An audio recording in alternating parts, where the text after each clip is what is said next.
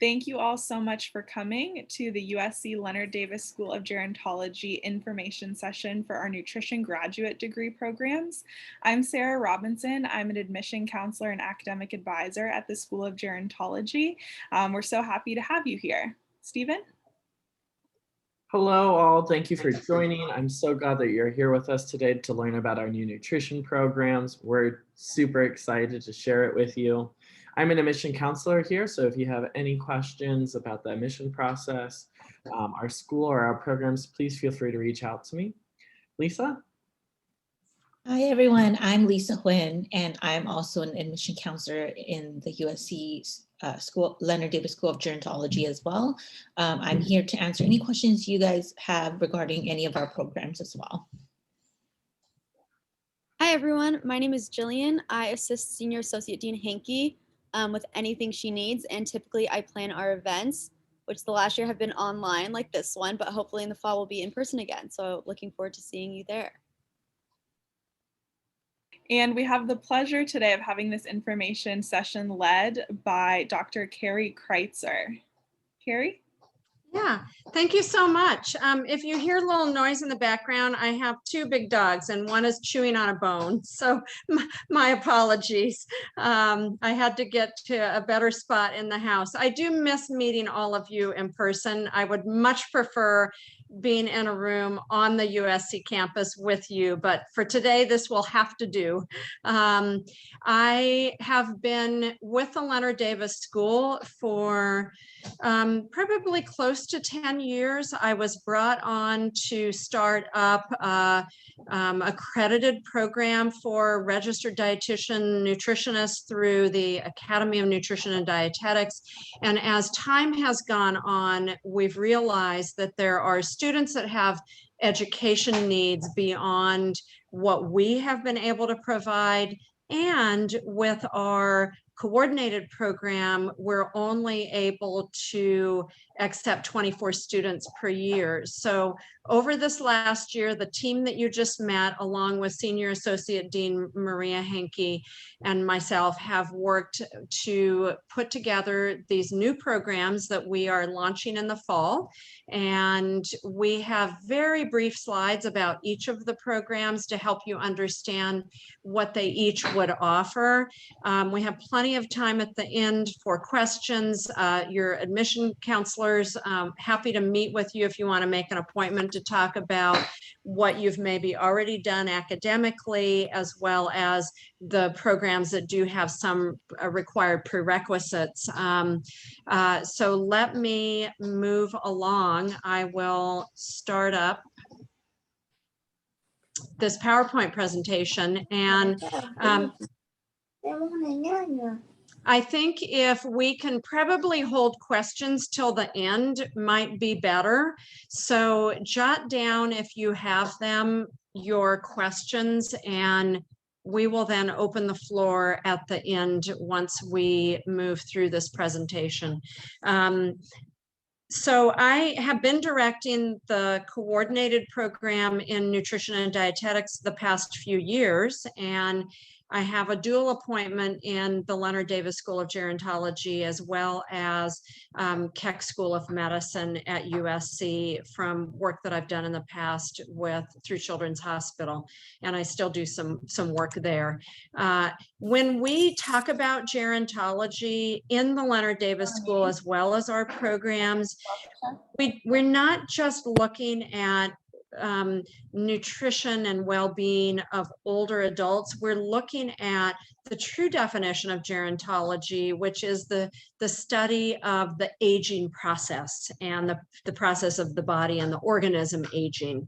And so our programs don't just look at what are nutrient needs of older adults, but we look at individuals of all ages. We have a number of programs at the undergrad and graduate level, and highlighted here in blue are the 4 nutrition degree programs. 3 that we'll spend a little more time talking about are the newer programs, and you can see that we have received some awards for the programs that we offer. The our older program, the coordinated program, is the first one listed, the Masters of Science in Nutrition, Health Span, and Longevity. And that is accredited through the Academy of Nutrition and Dietetics. We take 24 students per year. The three new programs, the Masters of Science in Lifespan Nutrition and Dietetics, Masters of Science in Nutritional Science, and a Masters of Arts in Food Service Management and Dietetics is the fourth one listed. I'm going to start with the Masters of Arts in Food Service Management.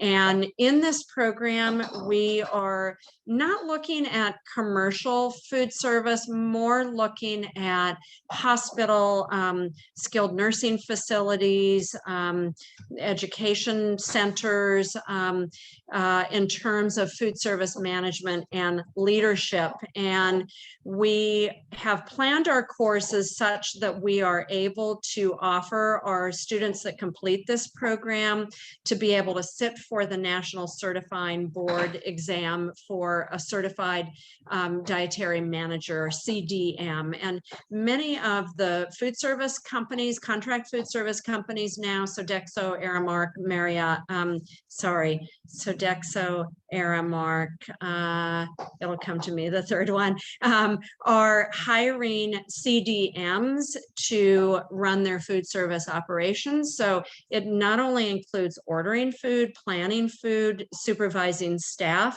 but it also includes, with the CDM certification, the ability to have patient interaction and collect some basic nutrition information and do some basic nutrition instruction, not so much medical nutrition therapy, that's for the dietitian, but helping individuals understand why they need to consume the diets they need to. The program could be completed in a year if you were to do the program full time. The standard program, as we planned it out, is a 2-year program. If someone is working full time and wants to look at doing this program and other programs over a 3-year period, we've also planned it out to where it could be done part time over 3 years. We've always had online and on-campus students. With our online students, if you attend online, it is asynchronous attendance. We cannot require you to be present for each and every scheduled class time. All of the classes are recorded, and then it's up to you to go back and watch that recording and complete assignments. In all of our classes, there will be 1 or 2 classes during the semester where maybe you're doing a presentation that we would need you to be present on the day that the class is scheduled, if possible.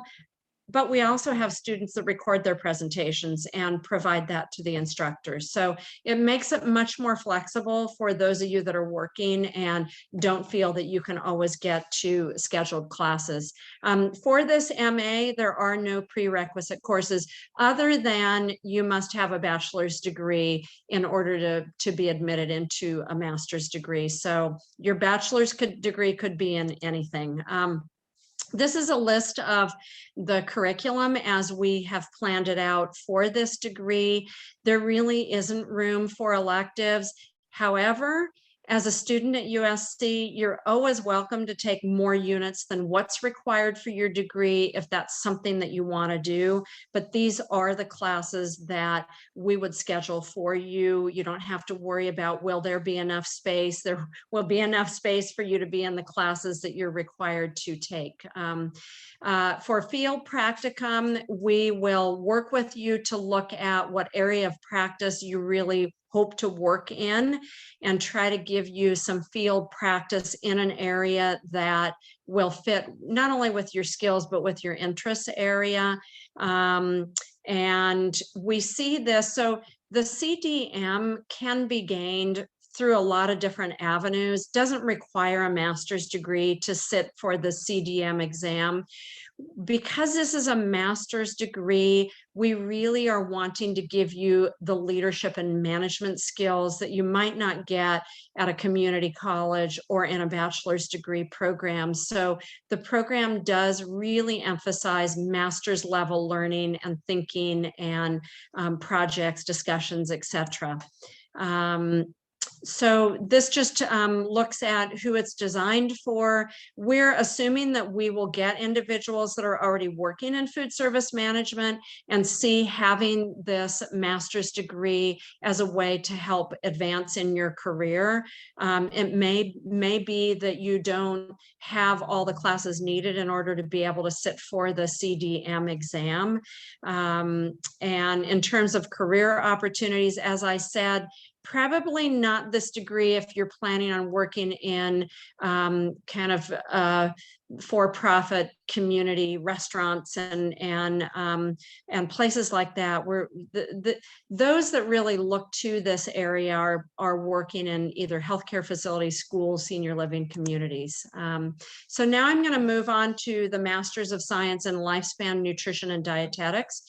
We have had a lot of international students in our program, and our research has told us that many countries outside of the US do not require individuals to complete the 1,000 hours of internship that our accredited program requires. So we've built a program that mirrors what we have in our MS-NHL program that's accredited, and basically taken away most of the internship requirements. Other countries that we have visited with and talked with individuals have told us that internships in those countries are planned after one has a degree. So this degree program also provides the courses necessary for someone to sit for the CBDM. If they so choose to get that certification, you would be eligible to take the exam. It's a 38-unit program, probably could not be completed in a year. It's going to take probably a year and a half full-time. Again, if you want to do part-time, 2 or 3 years. Our standard is going to be 2 years in terms of how we have laid out kind of when you take classes each semester. Again, online and on campus, depending on where you are and what works for you. With this program, because it is a MS and it delves more deeply into nutrients and also dietetics, we do have prerequisites that will prepare you for courses that you will take as part of this program. The list of prerequisites is not as extensive as with our accredited program, but these courses really will prepare you once you get into this program. Physiology, microbiology, biochemistry, easily, and basic human nutrition you can find at community colleges, California or elsewhere. We do have a basic human nutrition course that we offer at USC if that's something that you would want to take prior to starting the program. We do offer that here. Here is the list of the curriculum, some overlap with the MA that we just looked at in terms of some of the courses. This has more in depth with micronutrients, macronutrients, advanced therapeutic nutrition, our medical nutrition therapy course. Field practicum, we also have field practicum with this degree 4 units, which would be somewhere around 300 or 400 hours of field practicum. Again, we would set it up to help you kind of in areas of interest and what will prepare you for your graduation. Research methods is a course that you take. All of these programs do. And sorry, my little bar is in the way of the bottom of the screen. I need to move it down. And then special topics in food science is a course that we are developing and will give you the background you need for the area of food science. Go on to the next slide. For this degree, again, for individuals practicing dietetics outside of the US, could be applicable to those practicing in the US. It will not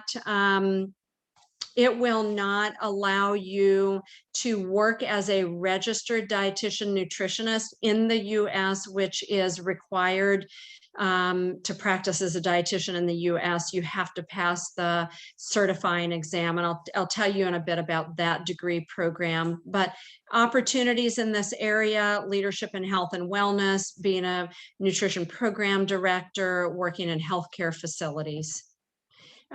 This degree program, sorry, I'm going on to the third program that's one of the new three. The Masters of Science in Nutrition is a new program and trying to meet the needs of individuals who are already a registered dietitian nutritionist, have passed the CDR exam, and or those who have completed a bachelor's degree and a didactic program in dietetics and have their verification statement. There are many universities and colleges across the country that have DPD programs where at the end of that program, you get a verification statement that you've finished this degree program, recognized by the Academy and the Commission on Dietetic Registration, and enabling you then to apply to complete a dietetic internship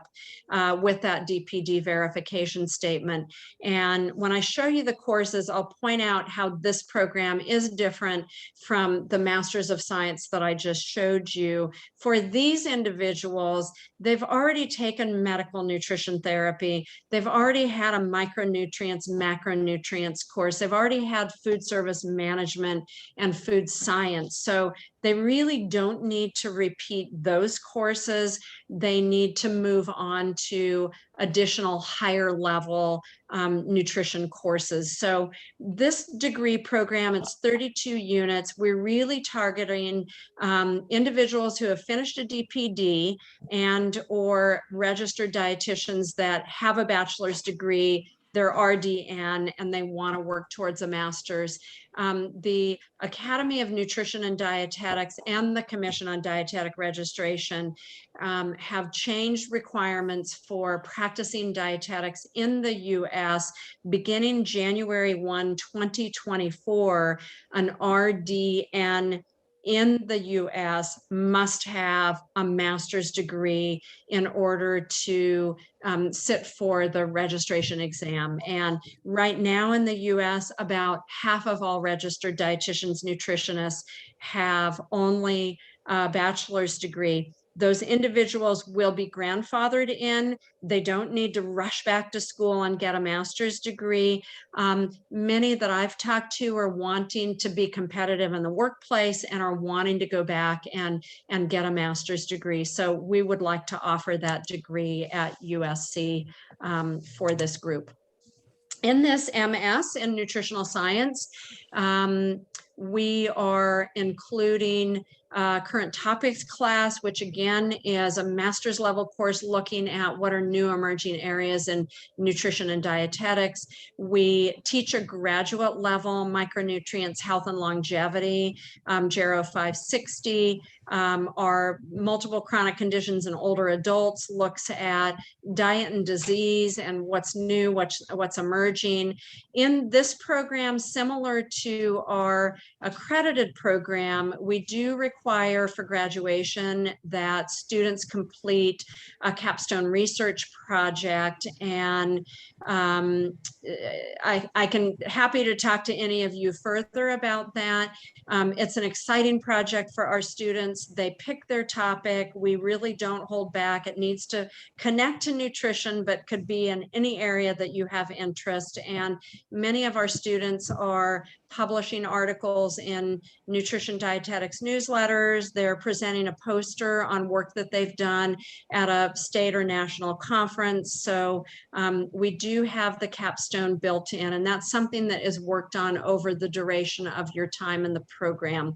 And then the last, we do have, for this degree, we do allow one elective, a 4-unit class that students can pick what they'd like to take. So this program, again, I told you who it's designed for, offers career opportunities in dietetics. If one is doing this master's degree but hasn't completed the 1,000 or 1,200 hours of dietetic internship for right now, you can complete this degree while you're doing a dietetic internship, or you could decide to do this MS degree and then apply for internships once you finish the degree.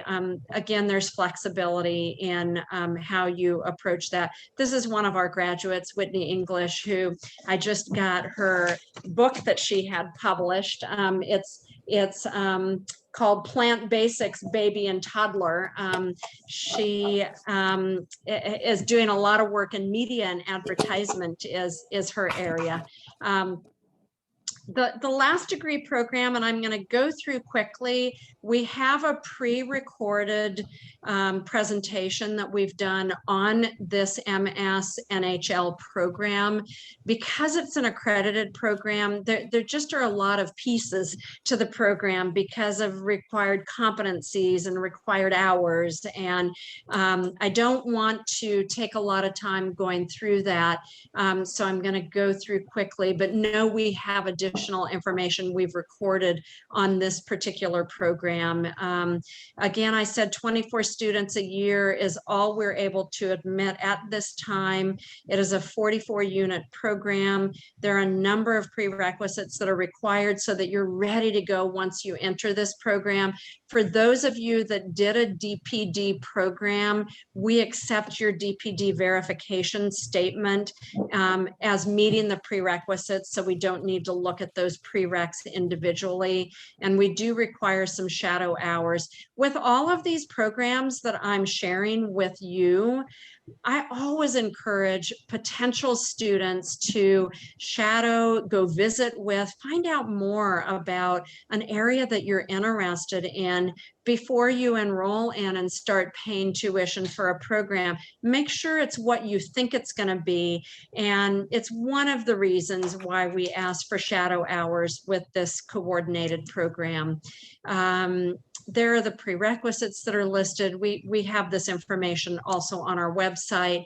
Again, you see some similarity with courses that are offered. As I mentioned earlier, field practicum is 10 units. These students need to do 1,000 hours because of the accreditation requirements. They also do a capstone project, so they have a couple units for their capstone research.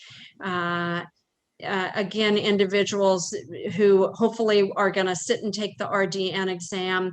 This is Rainier Castillo that you see in this picture. He graduated a couple years ago and was quite a successful student. Took advantage of every opportunity that we had for volunteer work, for community services that we offered, and all of that will be offered to you. As you think about USC, please know that we have so many different opportunities for networking, for volunteer work, for university clubs and other activities. And you can see the rest of the students in the cohort. This was their lab coat or their clinical coat, their coating ceremony. So there's that.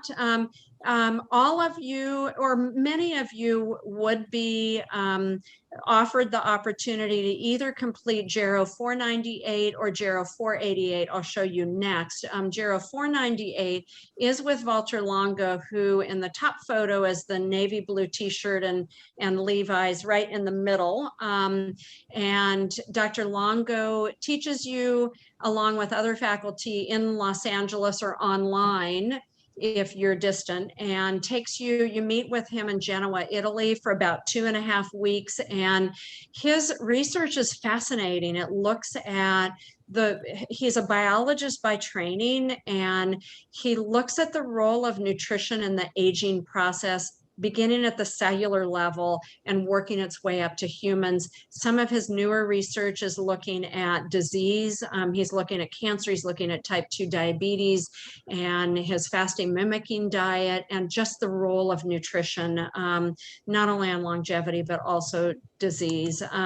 Also in Italy, in Florence, Italy in the summer is GERO 488, looks more at food culture, disease, and longevity in Italy and the Mediterranean. We're in the process of offering Gero 488 in Los Angeles and online, taking it a little beyond just Italy and the Mediterranean, and really looking at food and culture and feelings about food, cultural diversity in food, values of food, a little bit of history about food. I think for all of us that work in the food and nutrition field, understanding food and culture and food decisions is really critical to us for being either a good clinician or a good food service manager. So we're excited about building on this Gero 488 course. So in terms of our application deadline for the 3 new programs, we are looking at, especially because they're new startup programs, starting up this coming fall. For any of you that are ready and you want to put all of that together, the deadline for spring, if you choose to wait for a bit and start in January, which would be the spring start date, October 15th would be a deadline. And for those that want a fall start, which would be August, the March 15th would be the deadline. For our coordinated program, we've always had a January 15 start date deadline. Thanks for joining us, for your participation. We will open the floor for questions. You can also type questions in the chat. If you look at your Zoom link at the bottom, you can find where it allows you to chat, and be sure to put some questions in there. We do use Zoom as our platform that we've been using through COVID. Again, hopefully we're back in the classroom. We're hoping that in August we're back in the classroom.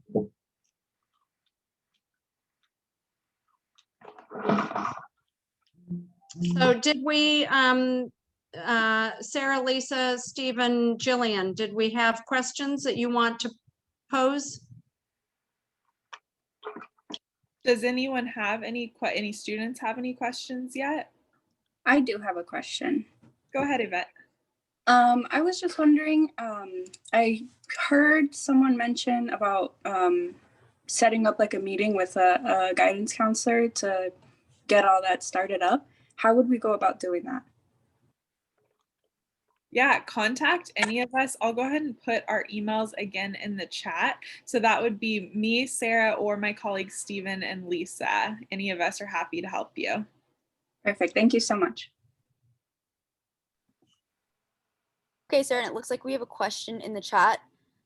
For the MS-NHL program, do you have to complete all the prerequisites before you submit your application? No, you do not.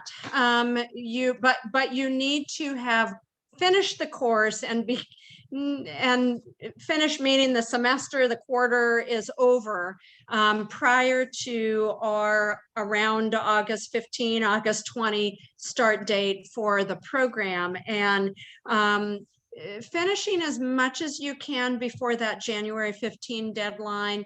We have had applicants that have like 5 prereqs that they still have yet to complete as of January 15, and it may be more than you can really effectively get done. We do ask you in a grid that we have you, an Excel file we have you fill out.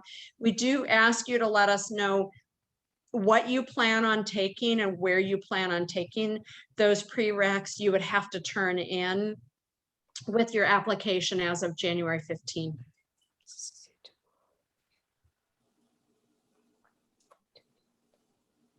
Okay, and we have another question. What helps students stand out the most when applying? Michelle, can you tell me which program you are applying to? Are you applying to the NHL?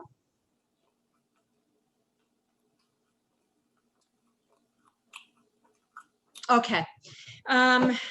If you watch our recorded overview for the MS NHL, the coordinated program, we do, and it's probably me that you will see again, I do talk about what what helps one stand out. And one of the things that I say for that particular program is, I mentioned to you Dr. Longo and the biology of aging. We are a very science heavy program, heavy not in a bad way, heavy in that we truly believe that nutrition is a science. It's not, and maybe you all know people that say, oh, I know everything about nutrition. I read a lot of books. There's a lot of science behind nutrients and nutrition. And those that stand out are those that have done well in biochemistry, microbiology, physiology, the prereqs that are the sciences. And likewise, I always recommend that individuals who are not looking for a science heavy program, I don't know that we're the best place for you. Our instructor, Dr. Roberto Vignanza, that teaches macronutrients and micronutrients, is practicing geriatrician with a PhD in nutrition, and he covers a lot in his class at a graduate level and goes pretty deep into the science of vitamin E and vitamin D. And, you know, he's teaching a class now looking at nutrition and COVID and what we know about nutrients and COVID. So definitely sciences are a plus. Your personal statement is important for any program that you ever apply for. Short, concise, and answer the questions that we request. Why this program? Why gerontology? And what are you going to do with that degree? Where do you see yourself going with such a degree? Certainly work experience. Those applying to any of these programs, having experience in nutrition, dietetics, or any of those areas is going to be important for you to have that background. Do you want to read another question to me? Yeah, so someone said, so the CP MS NHL program requires that students complete a DPD program first. CP, no, it does not.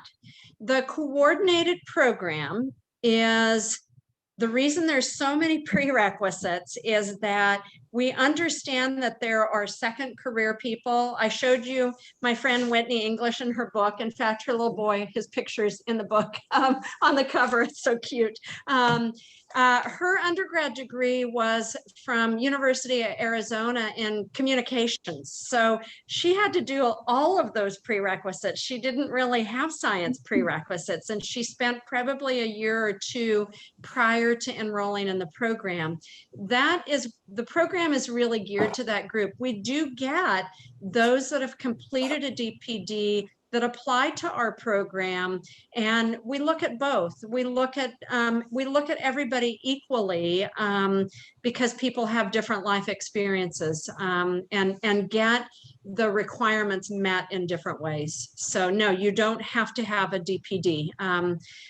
This program is meant to save you from having to go do a post-bac at another college or university and get a DPD. Will likely take you longer than finishing the prereqs that we require.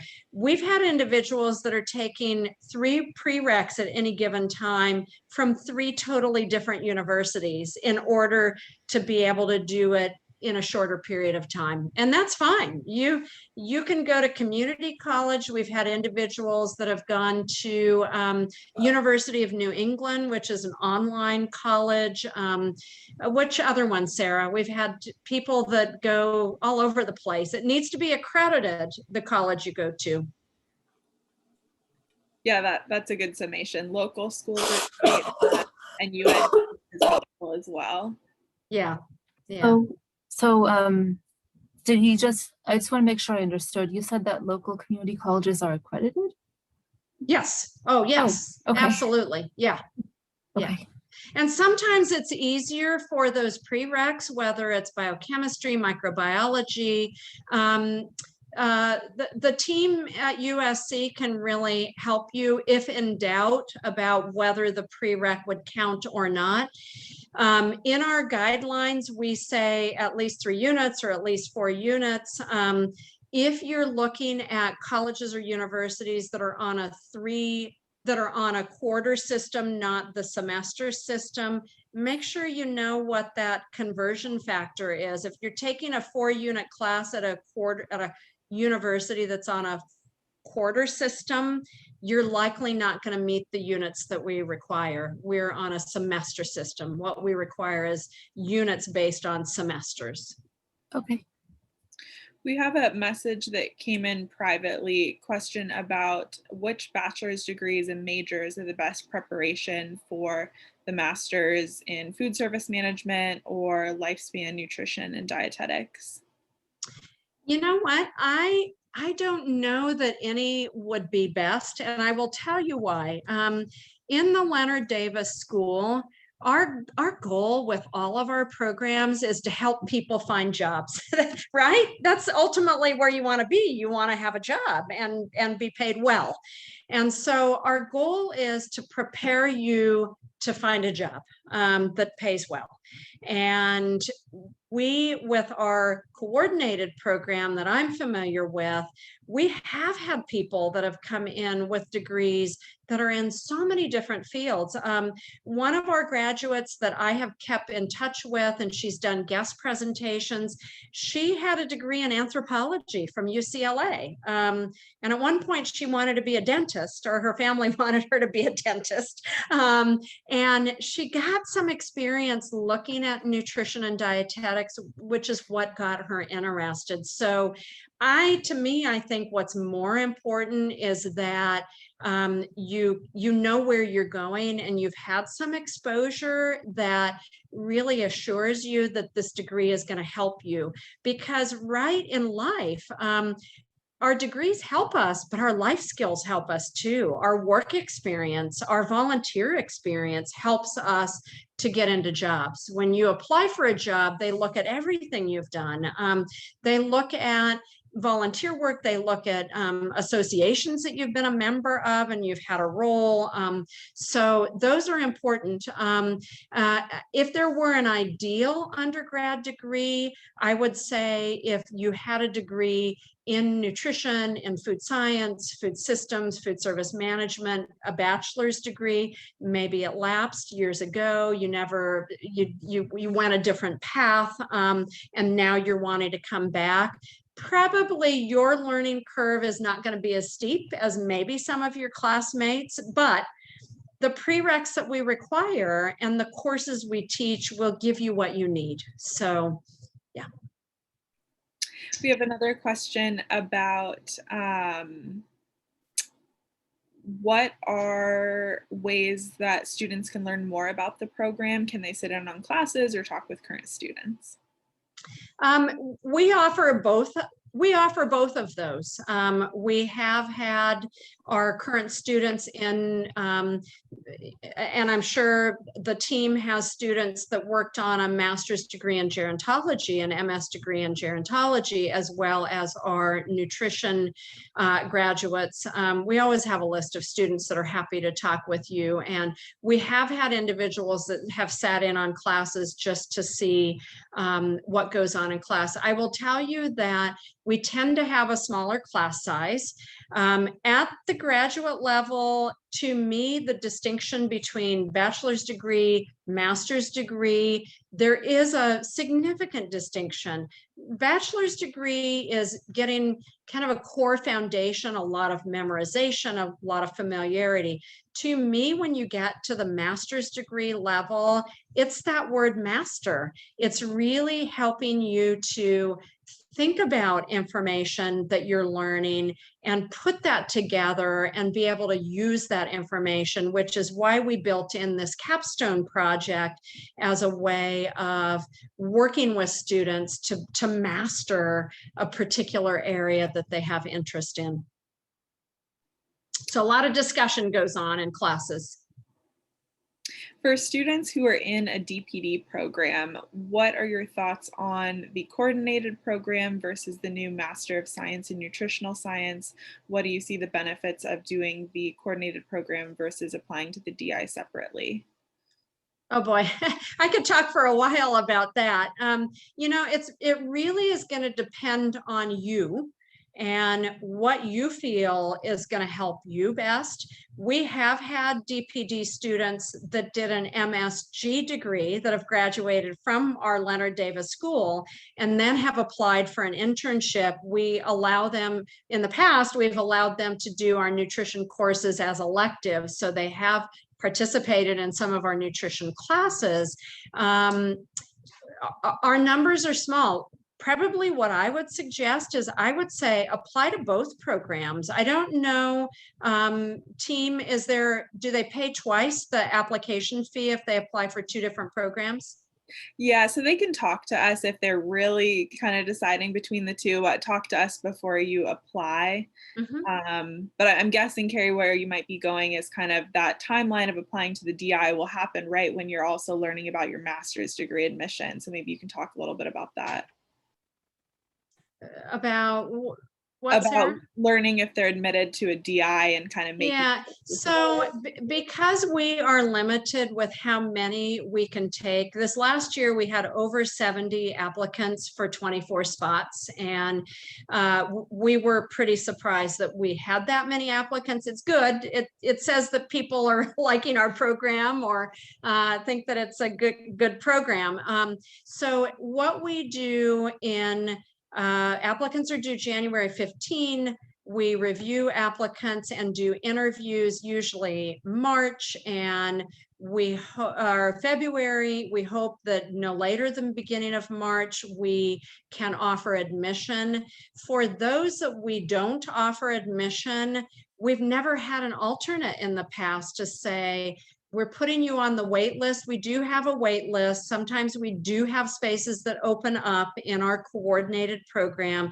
Not many. I think this year we had maybe 3 or 4 spaces that opened up that we let people in with that. We then would recommend that you consider doing this master's in nutritional science. And again, I think it's really up to you. I would say if you're DPD, always apply for an internship just to go through that process. And again, we're very flexible. If you get into an internship, you do our program for maybe 2 years. The first year you just do classes, you get into an internship for the second year, and you decide that maybe you need to stretch it out to be a 3-year degree because you're doing internship and our degree. That's fine too. We're really flexible with what we are able to offer. So a student who is a senior majoring in nutrition, can you think of any unique networking opportunities that the MS programs have to offer? So for current students, what kind of involvement is there? Well, I think anything that you were doing while you were enrolled in your DPD program, see if you can continue to do that. So many community programs that are always looking for volunteers. With COVID clearing up, hopefully things get better with being able to volunteer with community programs. I also strongly encourage any of you interested in the nutrition dietetics, not so much the food service, although you're welcome for those that are looking at the MA in food service management. Join the Academy of Nutrition and Dietetics, AND, as a student member. The fact that you participated in this today means that you are considering being a student. So there's no reason. You can put my name down if they say, what program are you applying to or in? You can put down USC. Join as a student member. I think the registration's $50, $60. It's very reasonable for students. And join a practice group, volunteer with a practice group.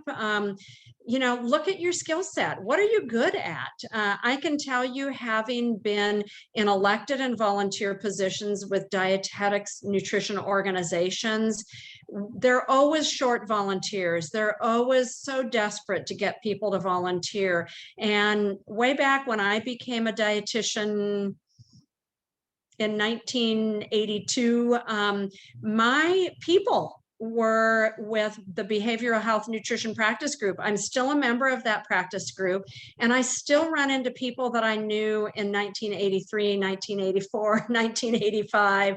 They're still my people, and we still network. So networking is important in this world. It's always amazing what networking can bring you.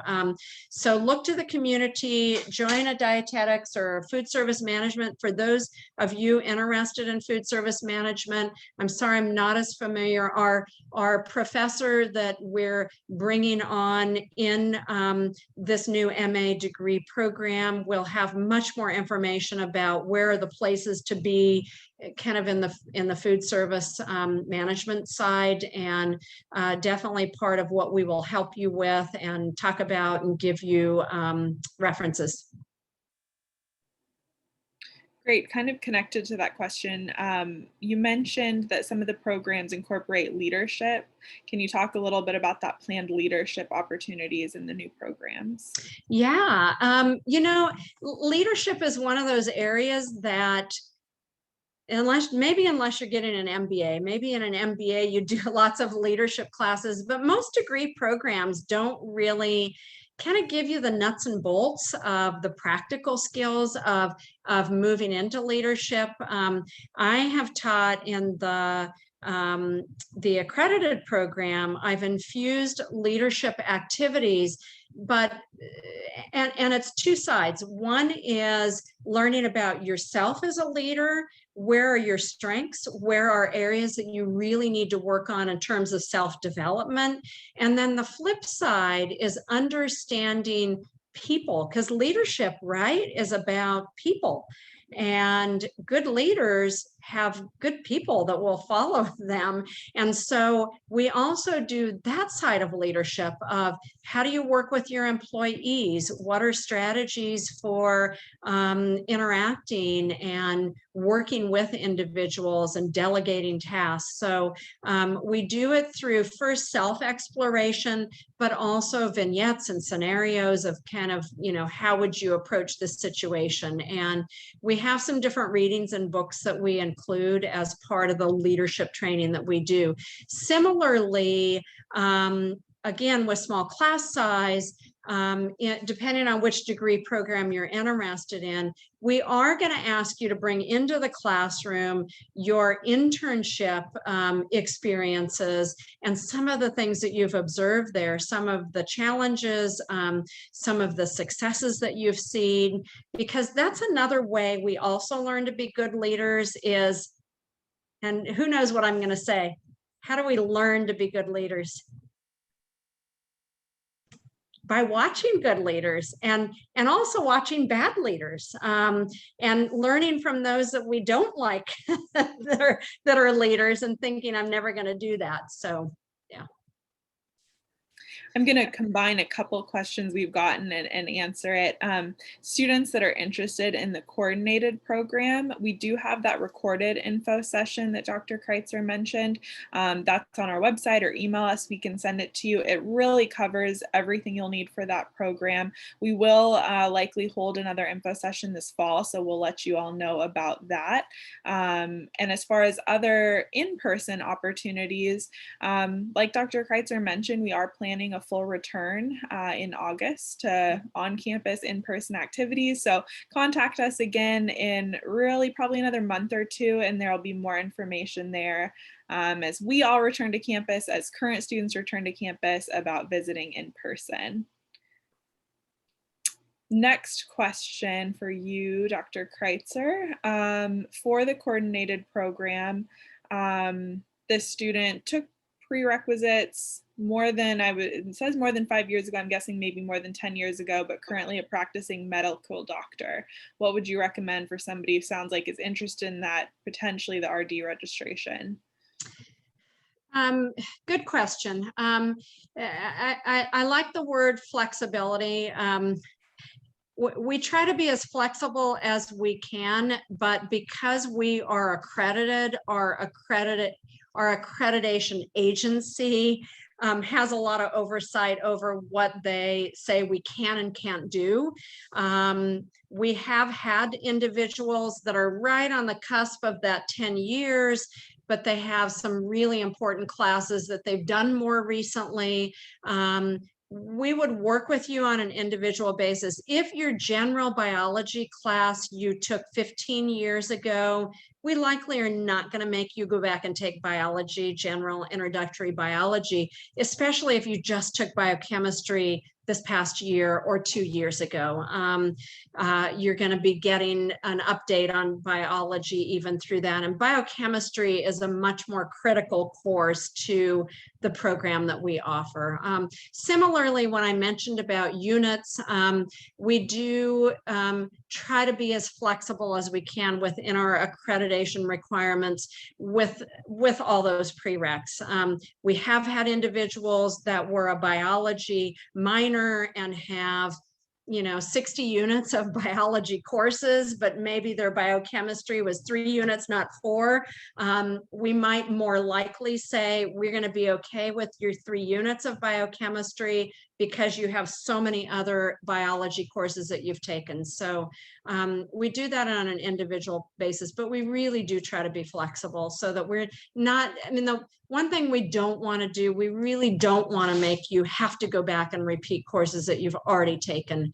But the accredited program, our hands are a bit tied with kind of the rules that we've had to set up with prereqs for that program. And with the new MS and lifespan nutrition and dietetics, we have a little bit more flexibility with that. Because it's not an accredited, yeah. So students, don't forget to ask us about that one too. If you're in that situation where you want a bit more of the science-focused curriculum, talk to us about that one. We have a question about scholarships.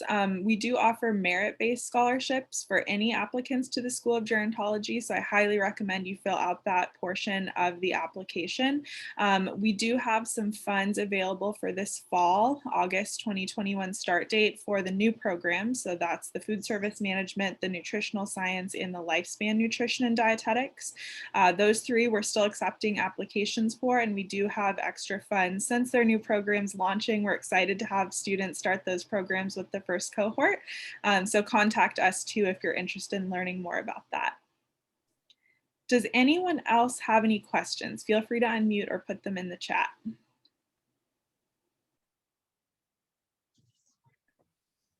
So I was interested in setting up a meeting with you in particular, because would I just send you an email then to request that?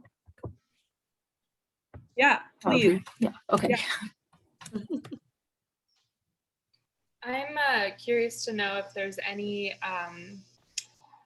opportunities for distance students to do some of the leadership or the networking activities that you're talking about. What I would say, Emma, is probably what I would encourage you to do is to find some networking activities in your own state. So every state has a dietetics organization, and each of them operate differently. But I'm sincere when I say volunteer for a role. These organizations are really looking for volunteers to help them with the day-to-day business, and just making those contacts can be really effective. Which program, Emma, were you interested in? The coordinated program. Yeah. So, look to your area, going through your state dietetics organization, or if they've got local chapters, going to a meeting if they have a meeting or they've got a conference, or getting in touch with the president of the state or somebody that's listed on their website, and finding out if there's opportunities that you could volunteer at either community health fairs or school events or other things like that. Community public health, if you go to your local health department or you go to a local WIC program, oftentimes you can find people there also. Okay. Yeah. I also may be able to fly down to USC occasionally. We love that. We're always open to that. We have had students that have asked if they could do somewhat of a hybrid program, that have come to campus as a distance student for the first semester or the first year, and then they go back home for their second year. To do more of their internship hours closer to home, which gives you opportunity for potentially places that might hire you when you're done. We have had individuals that will come for a weekend or come for a week because they want to just sit in the classroom and meet other classmates. Happy for you to do that. We have no restrictions on you doing that. Cool, thank you. Yeah.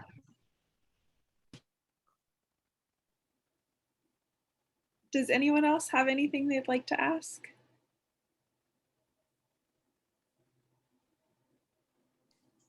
Well, I want to give a huge thank you to you, Dr. Kreitzer, for spending your time answering all these questions. For all of our students, we're always here for other questions. I put our contact information in the chat. Again, reach out to us to learn about the programs, the application, or any of the opportunities to come learn more.